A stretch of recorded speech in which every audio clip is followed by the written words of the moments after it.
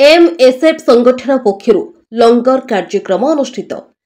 सूचना था कि एमएसएफ कमिटीर गोसपाख बाबांकर लंगर कार्यक्रम सरकार नगर गोलसन ए नसीम ठारे पर्वटी अनुष्ठित हो पर्वर मुख्य उद्देश्य है 30 दिन समस्त जनसाधारण के भोक उपास न रुहतु एवं समस्ते शांति और खुशी रे।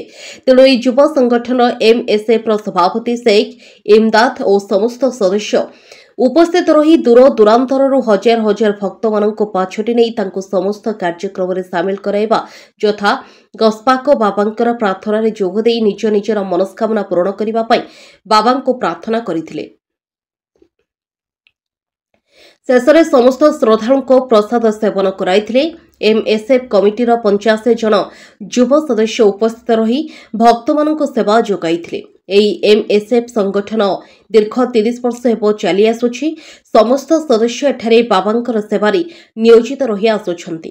तेबे भक्त माने किपरि बाबा गुप्साकंकर आशीर्वाद पाई निजर मनस्कामना पूर्ण करिवे सेथिपाई समस्त सदस्य सहयोग करिथांती। तेबे सुनंतु एमएसएफ कमिटीर सभापति शेख इमदाद और कमिटीर मुरब्बी माने निज प्रतिक्रिया रे कोन कहउछन्ती सुनंतु। प्रोग्राम होची गस्पा गाजतलानकर फातियाटा बड़ सरकार बाबा करथिले फातियाटा तांको पर से तांको पर एटा हमें आरंभ कलु लंगर करछन्ती। एतरे खाद्य रंधा की बंटन होची जेते भक्त आछन तांको बंटन होची। एटा उद्देश्य होची जे जेते भक्त आछन तांको फास्ट हैला खाद्य बंटन होची जो भोग होची बंटन होची।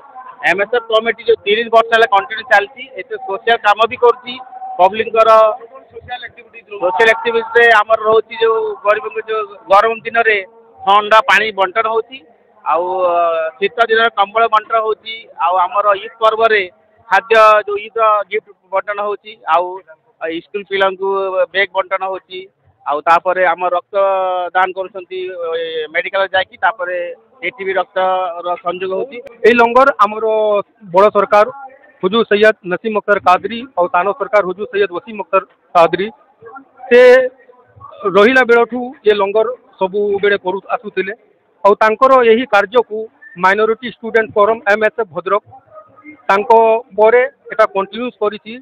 और ये लंगर करिवार मेन उद्देश्य होउछि कि आमे ये जो मास होउछि एटा गस्पाक को पूरा मास 30 दिन और ये 30 दिन रे हमर मेन उद्देश्य रहउछि कि केही भूखिला न रुहंती।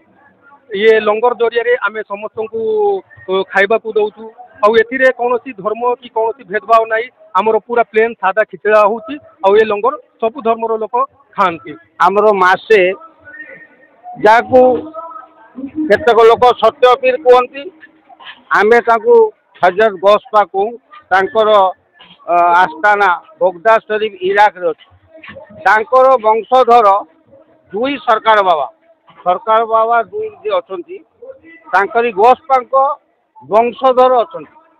से जो शिक्षा देकी जाइछंती तांकरी शिक्षा अनुसार हमर एठी सब कार्यक्रम चली मास सारा जो भोग होउची तांकरी नाम रहउची गस्पांक नाम रे आउ लंगर प्रथम दिन तांकर एनपीजी तरफ होइतला एई थारे आज शेष दिन समाप्त दिन ये होउची एमएसएफ तरफ आज होउची।